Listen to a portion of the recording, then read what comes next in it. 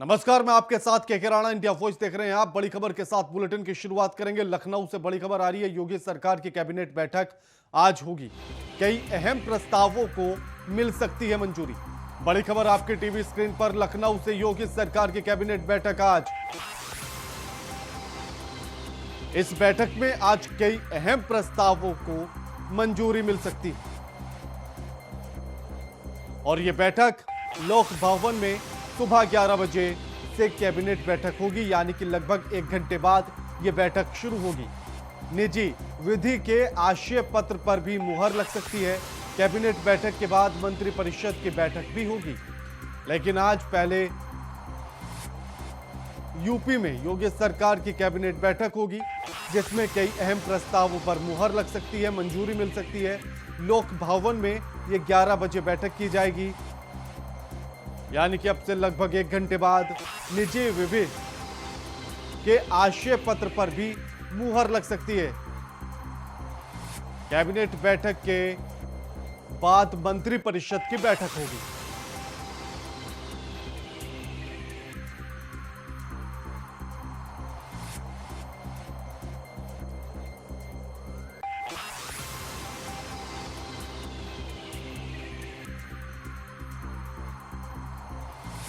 लोक भवन में होगी 11 बजे से कैबिनेट बैठक।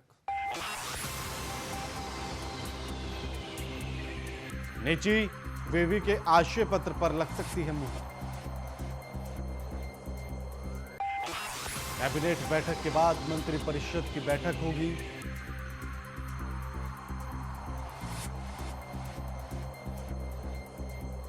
इस खबर पर हमारे साथ हमारे संवाददाता प्रियम पाठक जुड़ गए हैं। प्रियम, आज कैबिनेट बैठक होगी, कई अहम प्रस्तावों पर मुहर लग सकती है, मंजूरी मिल सकती है, और क्या कुछ खास रहेगा? बिल्कुल, देखिए कि आज लोक भवन में योगी सरकार की एक अहम कैबिनेट बैठक होने जा रही है। अब से मैच कुछ देर बाद 11 बजे ये बैठक जो है वो लोक भवन में आयोजित की गई है और इस बैठक में माना जा रहा है कि कई अहम जो प्रस्ताव हैं उन पे मोहर लग सकती है, जिसमें सबसे जो अहम है वो निजी विश्वविद्यालय को जो आशय पत्र जारी करने का जो एक जो प्रस्ताव है उस पर आज मोहर लग सकती है। इसके अलावा वाणिज्य कर विभाग में समायोजित होने वाले जो मनोरंजन कर विभाग के अधिकारी और कर्मचारी हैं, उनके सेवा सर्वर की नियमावली जो है उसको भी आज इस कैबिनेट की बैठक में मंजूरी मिल सकती है। हालांकि क्या निर्णय होंगे वो कैबिनेट की ब्रीफिंग के बाद में ही स्पष्ट होगा, लेकिन आज ये काफी अहम कैबिनेट की बैठक जो है वो होने जा रही है, जिसमें इन सभी प्रस्तावों को लेकर चर्चा होगी। 11 बजे लोक भवन में ये जो है बैठक होगी, जिसमें सबसे पहले जो मंत्रिमंडल है उसकी बैठक होगी और उसके बाद में मंत्रिपरिषद के भी सभी सदस्यों के साथ में जो ये बैठक है उसको मुख्यमंत्री लेंगे। इसके अलावा अन्य मुद्दों को लेकर भी इस बैठक में जो है क्या फीडबैक रहे हैं, 100 दिन के जिस तरीके से कामों का जो लक्ष्य था विभागों को दिया गया था वो पूरा हुआ है।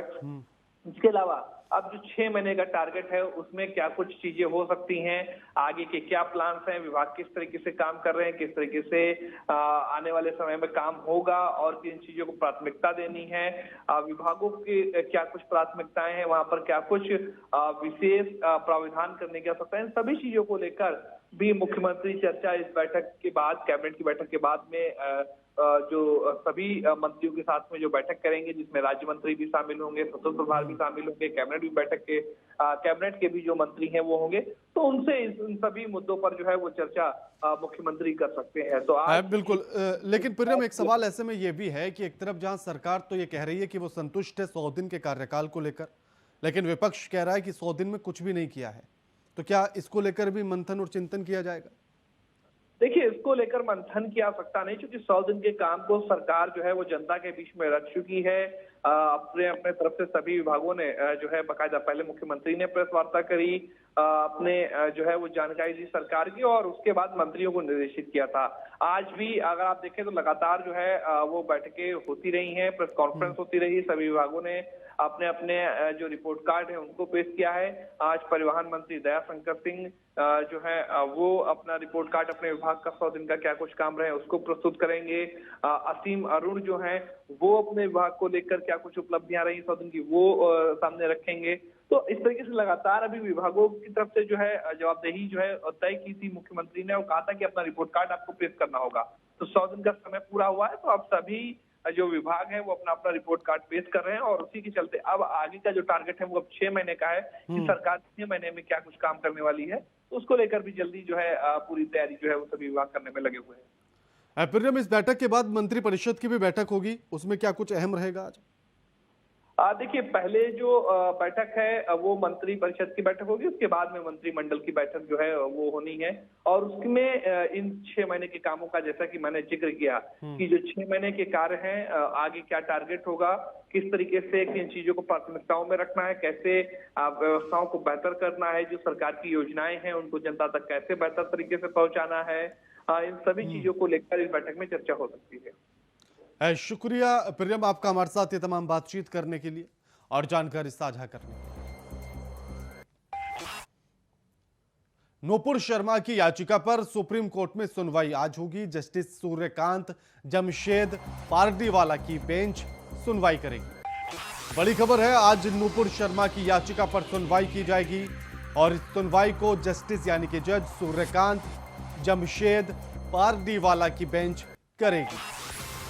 नूपुर शर्मा ने याचिका में गिरफ्तारी पर रोक की मांग की थी और इसी पर आज सुनवाई होगी और साथ ही सभी एफआईआर को दिल्ली ट्रांसफर करने की मांग की गई थी। 8 राज्यों में 9 एफआईआर दर्ज है और गिरफ्तारी पर रोक की मांग है। पैगंबर मोहम्मद को लेकर टिप्पणी करने के चलते अलग अलग राज्यों में एफआईआर का सामना कर रही नूपुर शर्मा ने एक बार फिर से राहत के लिए सुप्रीम कोर्ट का रुख किया है। उन्होंने कहा कि सुप्रीम कोर्ट की अनपेक्षित तीखी टिप्पणियों के बाद उन्हें लगातार जान से मारने और रेप की धमकी मिल रही है। नूपुर ने कोर्ट से गिरफ्तारी पर रोक लगाने और सभी एफआईआर को दिल्ली ट्रांसफर करने की मांग की है। आपको बता दें कि इससे पहले जब सुप्रीम कोर्ट में नूपुर शर्मा को लेकर सुनवाई हुई थी तो एक सख्त लहजे में और सख्त टिप्पणी सुप्रीम कोर्ट ने नूपुर शर्मा पर की थी। उन्होंने कहा था कि देश के जो हालात हैं वो नूपुर शर्मा की वजह से हैं। उन्होंने कहा कि देश में जो आग लग रही है वो नूपुर शर्मा की वजह से है। साथ ही उन्होंने कहा कि देश के सौहार्द को बिगाड़ने के लिए, एक सौहार्द के लिए, प्रेम के लिए एक बड़ा खतरा नूपुर शर्मा है। साथ ही उन्होंने कहा कि टीवी पर आकर पूरे देश से नूपुर शर्मा को माफी मांगनी चाहिए। और इसी पर नूपुर शर्मा ने कहा कि जब से कोर्ट ने उन पर सख्त रुख अपनाया, उन पर तीखी टिप्पणी की, उसके बाद से लगातार उन्हें जान से मारने की धमकियां आ रही हैं। साथ ही रेप करने की धमकियां भी आ रही हैं। इससे पहले भी इस तरह की धमकियां दी जा चुकी है नूपुर शर्मा को। अब ऐसे में देखना यह होगा कि आखिर आज नूपुर शर्मा की याचिका पर सुप्रीम कोर्ट क्या कुछ सुनवाई करता है।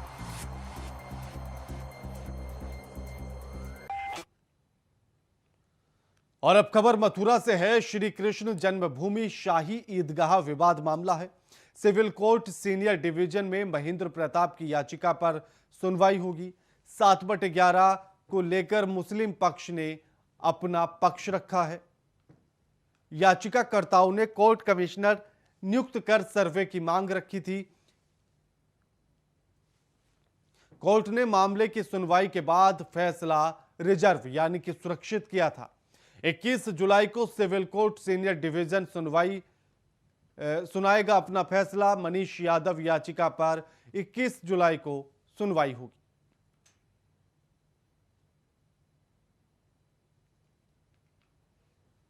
ही हमने ये भी स्पष्ट किया कि वस्तुतः जो प्ली ली जा रही है, तर्क दिए जा रहे हैं कि ये मेंटेनेबल नहीं है, इस तरीके के तर्क पूर्व में दिए जा चुके हैं और डिस्ट्रिक्ट जज मथुरा द्वारा अपने रिवीजन में पारित आदेश में उनको रिजेक्ट किया गया है उन तर्कों को। और ये माना है कि श्री कृष्ण जन्म स्थान का जो विषय है, जो मैटर है, उसमें कहीं भी प्लेसेस ऑफ वर्शिप एक्ट या कि अन्य प्रकार के जो तर्क दिए जा रहे हैं बार्ड बाई लॉ के, वो कहीं में मेंटेनेबल नहीं है और सूट चलने योग्य है। ही हमने ये 7 रूल 11 पर हमारी तरफ से बहस पहले चल रही थी। 26/4 से हमारी बहस शुरू हुई, लेकिन बीच में मई में लगातार इन्होंने प्रार्थना पत्र दिए अलग अलग रूप से, जो जिनका कोई आधार नहीं है और उनकी कोई प्रति भी हमको नहीं देते हैं। बीच में अपडेट होती है, उससे पहले दाखिल कर देते हैं। हमारा माननीय न्यायालय से अनुरोध था, निवेदन था, हमारे साथी अधिवक्ताओं ने उसमें अपना पक्ष रखा और माननीय उच्च न्यायालय, माननीय सुप्रीम कोर्ट का भी लॉ दाखिल किया कि इससे पहले सबसे पहले 7 रूल 11 का हमारा जो प्रार्थना पत्र है उस पर सुनवाई हो, क्योंकि उस पर ही बहस चल रही है। पहले ये तय हो जाए कि ये मुकदमा चलने योग्य है या नहीं, मेंटेलिटी पर इसकी तय हो जाए, उससे ही बचना चाहते हैं। तो वादी पक्ष किसी भी प्रकार से इसकी कार्रवाई को टालना चाहते हैं। लेकिन हमारा ये मानना है कि जो कोर्ट कमीशन जाना है वो जाना बहुत आवश्यक है। उसके लिए माननीय अपर कोर्ट ने एक आदेश भी किया है कि पहले कोर्ट कमीशन का जो प्रार्थना पत्र लगा उसका निस्तारण होना आवश्यक है। आज उसी पर बहस हुई और हमारा ये मानना है कि कोर्ट कमीशन का जाना बहुत आवश्यक है। और जो ये कहते हैं कि कोई एविडेंस साक्ष्य के रूप में प्रस्तुत नहीं किए हैं, हमने खसरा दाखिल किया है, खतौनी दाखिल की है और हमने जितनी भी रजिस्ट्री की कॉपी हैं वो सब दाखिल की है। तो उससे बिल्कुल स्थिति क्लियर है, टाइटल बिल्कुल क्लियर है, वहाँ कोई ऐसी बात नहीं है कि जहाँ भ्रम की स्थिति हो। तो हमने आज सब डॉक्यूमेंट दाखिल किए हैं और माननीय न्यायालय ने बहुत गंभीरता के साथ सभी विषय को सुना है और माननीय न्यायालय ने इस पर विशेष रूप से कि अब 7-11 की सुनवाई होगी। डिफेंडेंट नंबर 1 है, सुनील सेंटर पर बोर्ड है, उसने एक प्रार्थना पत्र शासक दिया कि हमको प्लेंट के साथ जो एनेक्जर दाखिल किए गए हैं उनकी नकलें प्रदान नहीं की हैं, जबकि उनको प्लेंट की कॉपी दे दी गई थी।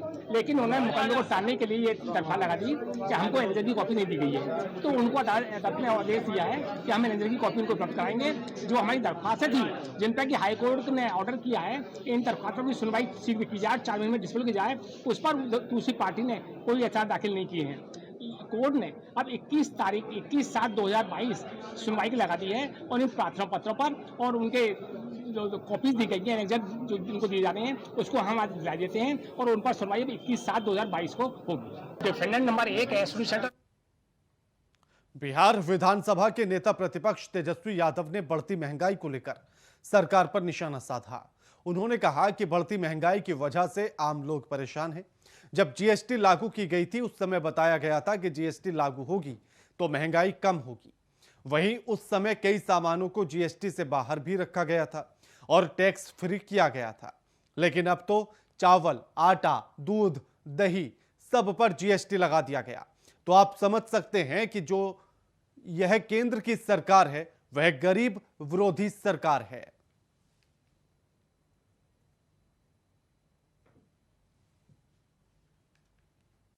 खाने पीने की जो चीज़ें हैं, खाद्यान्न जो पदार्थ है उस पर जो है 5% जीएसटी लगाया गया। जब जीएसटी लॉन्च किया जा रहा था तब क्या कहा गया?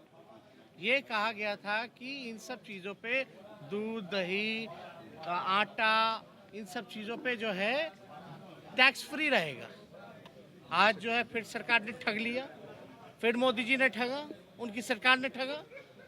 महंगाई चरम सीमा पर है और आश्चर्य की बात यह है कि 5% खाने पीने की चीजें दूध दही पे लगाई गई है, आटा पे लगाया गया है, चावल पे लगाया गया है, जो गरीब खरीदता है। खाने पीने देश में राष्ट्रपति चुनाव के लिए मतदान हो रहा है।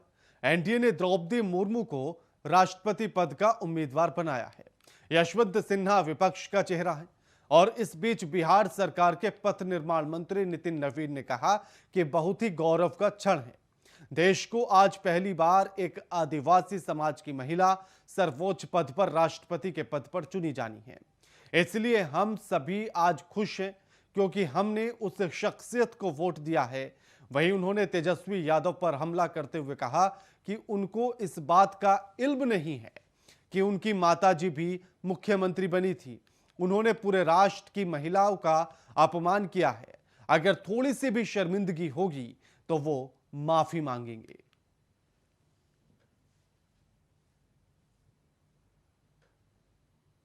तो लगता है कि तेजस्वी यादव को इस बात का भी इल्म नहीं है कि उनकी माताजी भी मुख्यमंत्री बनी थी। मुझे तो लगता है कि आज अपने माता का, अपने पिता के फैसले का भी उन्होंने अपमान किया और कहीं ना कहीं पूरे राष्ट्र की महिलाओं का अपमान किया है। उनको तो माफ़ी मांगनी चाहिए। अगर थोड़ी सी भी शर्मिंदगी होगी तो उन्होंने एक महिला का अपमान जिस प्रकार से उन्होंने किया है, एक उत्कृष्ट विधायक के रूप में रहकर उड़ीसा में आगे बढ़ने वाली महिला, एक जनजाति समाज से जहाँ व्यक्तिगत जीवन में भी संघर्ष करके आगे बढ़ी और उस पर सवाल उठा रहे हैं। तो मुझे तो लगता है कि इस देश की सभी महिलाओं पर उन्होंने सवाल उठाया है।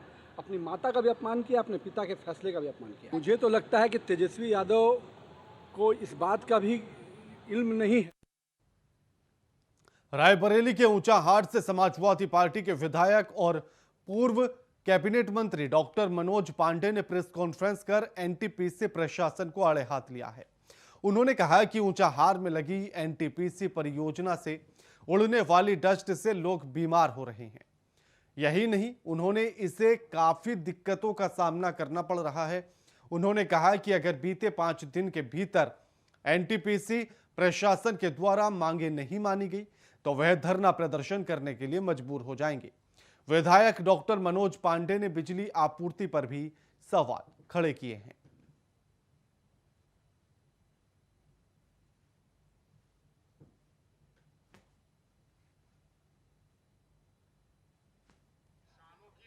विद्युत की जो आपूर्ति है आज बद से बदतर है जिले में।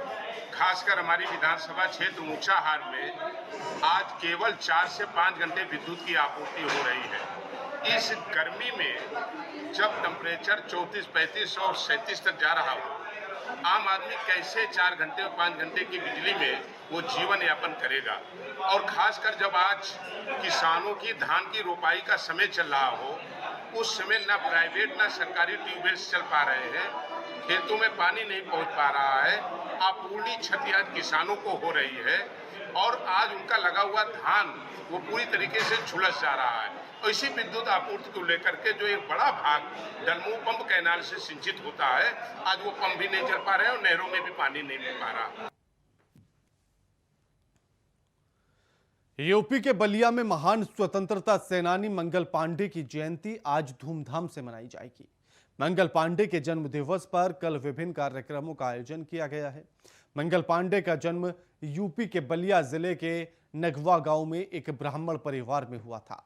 मंगल पांडे का जन्म 19 जुलाई 1827 को हुआ था। Mangal Pandey east India company की स्वार्थी नीतियों के कारण मन में अंग्रेजी हुकूमत के प्रति पहले ही नफरत थी। भारत की आजादी की पहली लड़ाई 1857 के संग्राम की शुरुआत उन्हीं के विद्रोह से हुई थी। बलिया जिलाधिकारी सौम्या अग्रवाल ने भी उनकी जयंती पर शुभकामनाएं दी।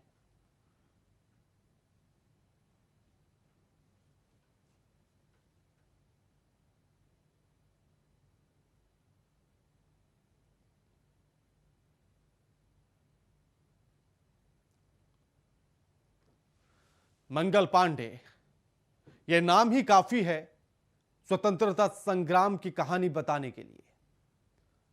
उनका कर्म काफी है स्वतंत्रता संग्राम के लिए भूमिका बनाने में। एक ऐसा नाम जिसका नाम भर ले लेने से रगों में देशभक्ति दौड़ने लगती है। 19 जुलाई 1827 में जन्मे मंगल पांडे उत्तर प्रदेश के बलिया में एक ब्राह्मण परिवार में। अंग्रेजी नीतियों को देखकर अंग्रेजों के खिलाफ नफरत तो पहले से ही थी, लेकिन आर्मी में ज्वाइन होने के बाद जब उन्हें पता लगा कि बम में गाय का मीट मिलाया जाता है और उसे मुंह से खोलना पड़ता है।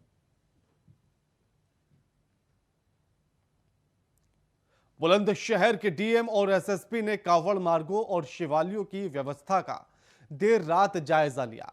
डीएम चंद्र प्रकाश और एसएसपी श्लोक कुमार ने कांवड़ियों से बात कर व्यवस्थाओं का हालचाल जाना। वहीं एसएसपी ने थाना प्रभारियों को सीसीटीवी कैमरा, पीए सिस्टम सुनिश्चित करने के निर्देश दिए हैं।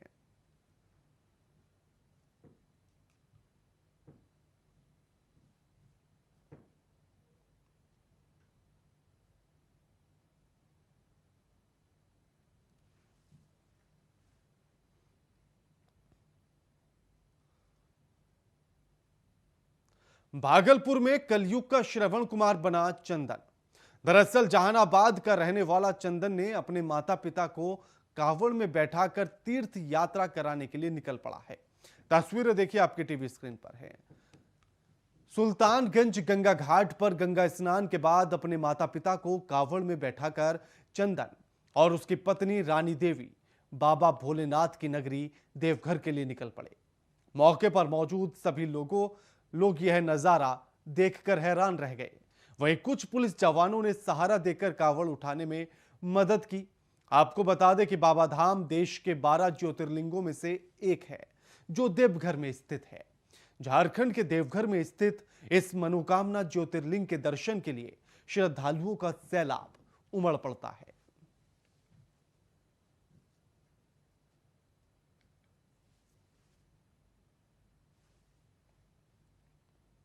बुलेटिन में फिलहाल इतना ही। नमस्कार।